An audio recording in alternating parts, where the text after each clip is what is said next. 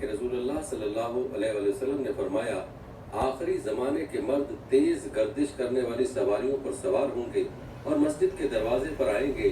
ان کی عورتیں لباس میں ہوں گی مگر برہنہ ہوں گی اور ان کے سروں پر اونٹ کی کوہانوں کی طرح بال ہوں گے. رسول اکرم صلی اللہ علیہ وآلہ وسلم نے فرمایا آخری دور میں میری امت میں نفاق ظاہر ہوگا.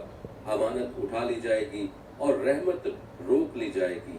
امانت دار پست سمجھا جائے گا اور خیانت کرنے والا امین سمجھا جائے گا. جب ایسا ہوگا تو تم پر سیاہ راتوں کی طرح فتنے نازل ہوں گے. رسول اللہ صلی اللہ علیہ وآلہ وسلم نے فرمایا ایسا زمانہ آنے والا ہے کہ کسی انسان کا نام سنو تو اس سے بہتر ہے کہ اس سے ملاقات کرو، اور اگر بات کرو تو یہ اسے آزمانے اور تجربہ کرنے سے بہتر ہے، اور اگر تم نے اسے آزمایا تو وہ اپنے حالات تم پر ظاہر کر دے گا. اس زمانے کے لوگوں کا دین ان کی دولت ہوگی، ان کی ہمت ان کے پیٹ ہوں گے، ان کا قبلہ عورتیں ہوں گی.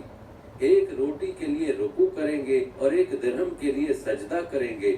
وہ حیران ہوں گے، بدمست ہوں گے، نہ مسلمان ہوں گے اور نہ ہی عیسائی ہوں گے. امام حسین رضی اللہ تعالیٰ عنہ نے امام علی سے قول نقل کیا کہ آپ کے پاس ایک شخص آیا اور کہنے لگا آپ یہ بتائیے کہ آپ کے مہدی کا ظہور کب ہوگا؟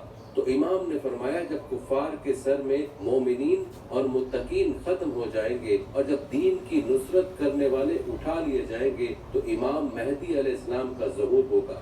امام علی رضی اللہ تعالیٰ عنہ فرماتے ہیں ظہور سے چند سال قبل بہت دھوکہ دینے والے ہوں گے. راست گو انسان کی تکذیب کی جائے گی اور جھوٹے انسان کی تصدیق کی جائے. امام علی رضی اللہ تعالیٰ عنہ دور آخر کے بارے میں ارشاد فرماتے ہیں کہ ایک ایسا زمانہ آنے والا ہے کہ چغل خور اور باتیں بنانے والا مقرب ہوگا اور انصاف کرنے والا فاجر ہوگا. صدقہ کو جرمانہ سمجھا جائے اور لوگ صلح رحمی کو احسان سمجھیں گے. عبادت کے ذریعے لوگوں پر اپنی بزرگی اور عظمت جتائیں گے، اور ایسے زمانے میں حکومت عورتوں کے مشورے سے ہوگی، لڑکوں کی حکمرانی ہوگی اور خواجہ سراؤں کی تدبیر اور حکمت پر عمل کیا جائے گا. ایک مرتبہ رسول کریم صلی اللہ علیہ وآلہ وسلم اپنے اصحاب میں موجود تھے کہ فرمانے لگے کہ اس وقت تم لوگوں کا کیا حال ہوگا جب تمہاری عورتیں فاسد ہو جائیں گی اور جوان فاسق ہو جائیں گے، اور جب تم نیکی کا حکم دینے سے گریز کرو گے اور کسی کو برائی سے منع نہ کرو گے. تو صاحب نے پوچھا کہ ایسا بھی ہوگا؟ تو رسول اکرم صلی اللہ علیہ وآلہ وسلم نے فرمایا کہ ہاں بالکل، اس سے بھی بدتر ہوگا کہ اس وقت تمہارا کیا حال ہوگا کہ تم برائی کا حکم دو گے اور نیکی سے روکو گے. تو صاحب نے کہا کہ کیا ایسا بھی ہوگا؟ تو رسول اکرم صلی اللہ علیہ وآلہ وسلم نے فرمایا کہ کیا ایسا بھی ہوگا؟ تو رسول اکرم صلی اللہ علیہ وآلہ وسلم نے فرمایا کہ ہاں بالکل، اس سے بھی بدتر ہوگا کہ اس وقت تمہارا کیا حال ہوگا کہ تم نیکی کو بدی سمجھنے لگو گے اور بدی کو نیکی سمجھنے لگو گے.